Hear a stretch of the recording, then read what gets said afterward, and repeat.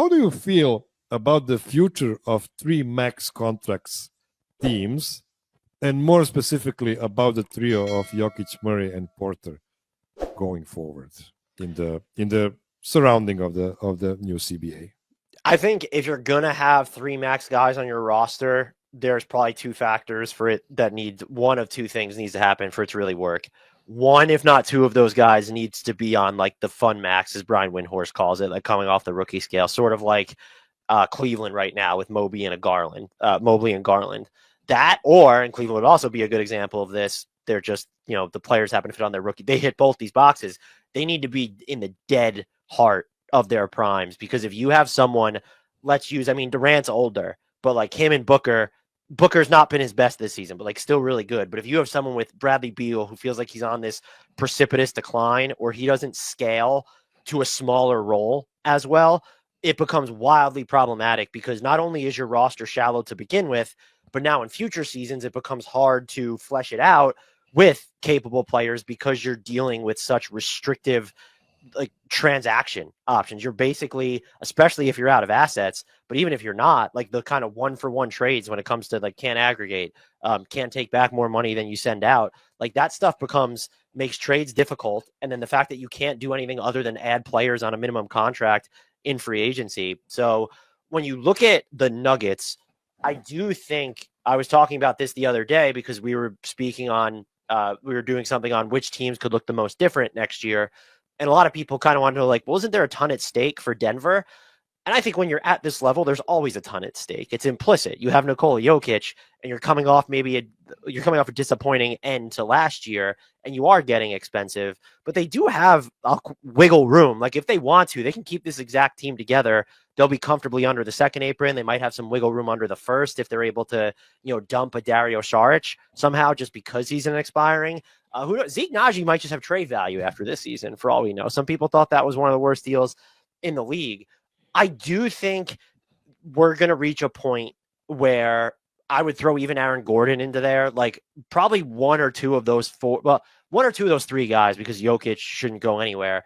They're not going to be on this roster moving forward. And I think that right now, like, you don't have a clear pathway to replacing the peak version of Jamal Murray. So I know people look at that contract and say, meh, like we've kind of seen Jamal Murray's pinnacle more often lately. They need him. And so I look at Michael Porter Jr., and I know they did pay Aaron Gordon, but like those guys are going to be inflection points for how deep into the aprons or how restrictive they're going to be willing to go. And so I think that if anything does happen with this team, barring just an absolute playoff flop where they get, let's say they lose in the first round or get trucked in the second round or something, I think that they have time to where nothing should happen before next year's deadline, if not more likely the following offseason. But I wouldn't even guess, especially when you have Christian Braun and Peyton Watson's deals coming down the pipeline, both are extension eligible this summer. Like there's going to be changes. I don't want to pinpoint necessarily. They might decide that, do we want to foot the bill for Peyton Watson moving forward based off how many minutes he's playing and what he might cost to retain. So like those, like Christian Braun, Watson, Gordon, and Michael Porter Jr. specifically are probably just names to keep an eye on over the next 2 years, because I won't say they won't do it, but if you're going to go into the second apron to keep this team together, you really would have needed to have hit like Christian Braun and Peyton Watson need to be even better than they are right now, just because you're going to have Gordon and even Murray and Michael Porter Jr. getting a little bit older if you want to keep the band together. Next summer is definitely, or this upcoming summer is definitely going to be a very fascinated one because of those two extensions you mentioned, to Peyton Watson and Christian Braun. And it's mostly because the Nuggets are now finally in the position where they might just not offer those extensions at all and wait for the restricted free agency.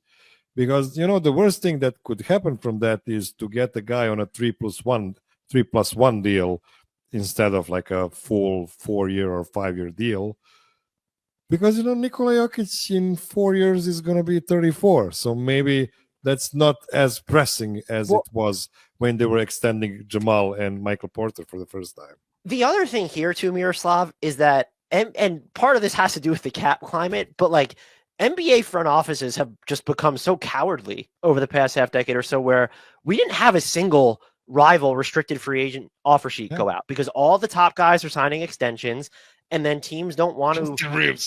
Oh, Teams don't want to tie up cap space in players they don't think that they're going to get. And then even the summer before in 2023, I think Paul Reed was the only offer sheet, and like that's Paul Reed, and Danny Ainge did some voodoo like when Utah offered it to him. So I don't think the Nuggets would be wrong to pass because worst case scenario, you mentioned the 3+1. Maybe worst case scenario is like, well, they look like max players and you have to pay them that money. And like, that's a really good problem to have because given how how selective, and that's like even too charitable a word, outside teams have been with the players they're giving offer sheets to. Like if it happens to where they're actually generating a ton of outside interest, something has gone incredibly right for Denver. And you figure out the math later. You have until, I mean, you should probably stop trading all your second round picks moving forward so you have some sweeteners left for things, but you have until the end of the league year to figure out your tax situation before that comes due. So I was honestly surprised. Actually, I'm going to hijack this and ask you, what do you think? Like, there's potential like material roster change in the offing this summer for the Nuggets? Like, do you view it as playoff dependent at all? Do you think that is coming no matter what, or do you think it's like sort of a year or half year too early? oh well, if the Nuggets flame out in like first or second round, there just have to be some sort of change, and it possibly wouldn't be a roster change at all. It could be a coaching or front office kind of change. Honestly, I'm not sure. I'm not sure, but I don't think it would be acceptable to lose for 2 seasons in a row in second round while you have prime Nikola Jokic on the team. But that's just me. I'm not Stan Kroenke. I'm not even Josh Kroenke. So I don't know how they feel about it. But I do think that kind of outcome would require some sort of change.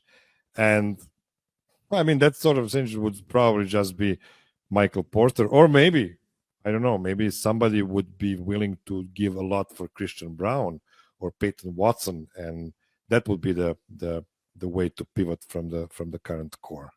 That would be interesting because they're both obviously cost controlled for another year. But if you just think that they're never going to exceed or the importance of any of the core guys that are in place, or if you just think that they're not going to be like their zeniths just aren't going to be as high as maybe you were hoping, or maybe it's just a timing thing, or we have to pay both of these guys. No, that's not happening. We're not going to pay both of them. I mean, this could be a case of, do both of them get extensions, but like only one of them's on the team when it actually kicks in, where it's like you move them kind of in the 2026 offseason on that new number. So yeah, the Malone thing's a good call out too. Like if you have a bad playoffs, I think my guess would be that Michael Malone is more so on the hot seat than Calvin Booth, but that would be one route you look at. I guess I just looked at this team and it would take, and I'm just not assuming they're going to have this absurdly bad playoff run. Like I think it would take sort of a failure of epic proportions, not losing in game 7 of the semifinals to like if you lose to, you don't want to lose to a Memphis or a Houston necessarily, but like the West is still really good. So unless they just go in and get absolutely trucked, me personally, I was curious what your thoughts were. I would have just been surprised if there was any sort of major changes here. Yeah, you mentioned Michael Malone being on a hot seat.